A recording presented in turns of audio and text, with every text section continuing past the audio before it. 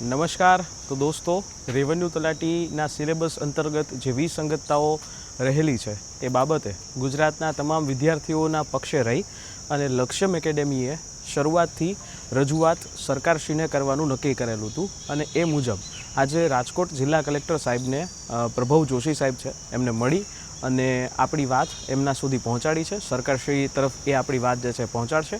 આવેદનપત્ર છે એ આપવામાં આવ્યું છે અને લક્ષ્યમ એકેડેમીએ વિદ્યાર્થીઓની સાથે રહી અને એમના પ્રશ્નોને વાચા આપવાનું હંમેશા કામ કર્યું છે અને આવી રીતે તમારા પ્રશ્નોને વાચા આપવાનું કામ કરતા પણ રહેશે. પણ ચોક્કસથી છે, સિલેબસની અંદર જો રિક્રુટમેન્ટ રૂલ્સમાં ચેન્જીસ થાય તો ઘણા બધા ઉમેદવારો છે ને ફાયદો થઈ શકે છે. પણ ખેર, હવે આગળનું જે છે સરકારશ્રી નક્કી કરશે અને શું થાય છે એ આપણે આગળ જોઈએ. પરંતુ લક્ષ્યમ એકેડેમી અને ધવલ મારુ સરે એમની ફરજ એ સંપૂર્ણ જ કરી છે.